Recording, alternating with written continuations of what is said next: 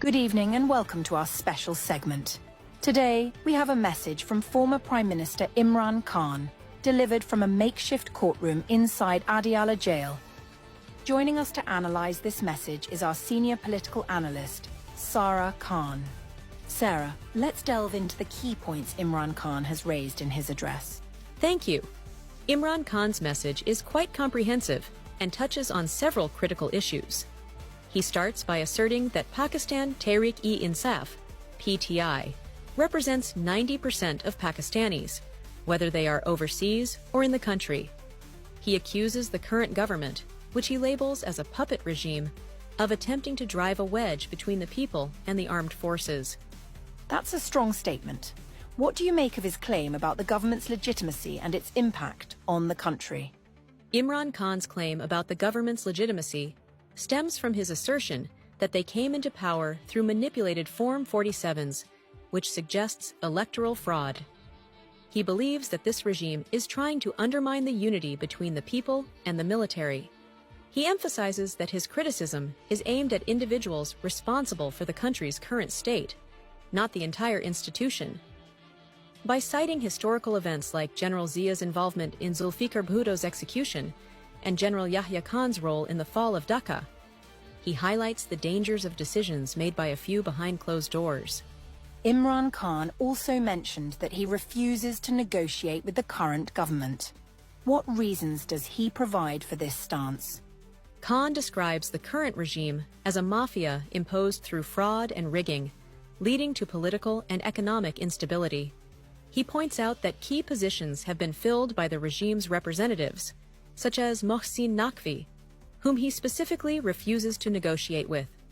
Instead, Khan prefers to negotiate with the military leadership, whom he considers the real decision-makers. He has laid out conditions for these negotiations: the return of PTI's stolen mandate, the release of prisoners, and an end to bogus cases, and clean, transparent elections.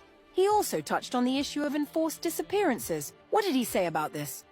Imran Khan strongly condemned enforced disappearances, calling them a violation of human rights and international law. He mentioned that 25 of PTI's workers or their family members are still missing, including their international media coordinator, Ahmed Janjua, who was falsely labeled a terrorist.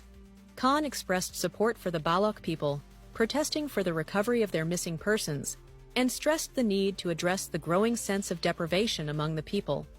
Khan has filed a reference against the Chief Justice of the Islamabad High Court. What prompted this action? Imran Khan accused Chief Justice Amir Farooq of bias, stating that Farooq justified his abduction from the Islamabad High Court and tried to implicate him in the Tyrian White case.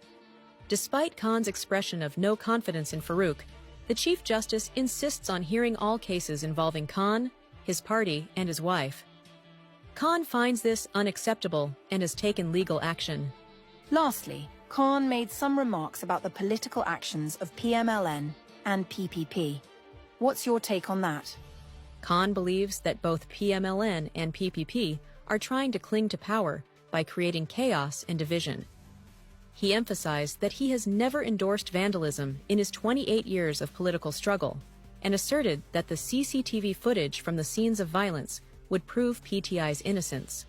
Khan is determined to continue holding rallies despite the regime's attempts to suppress them, with plans for massive rallies in Swabi and Islamabad. Thank you, Sarah, for your insights. That was a comprehensive analysis of Imran Khan's message from Adiala jail. We will continue to monitor the situation closely. Stay tuned for more updates.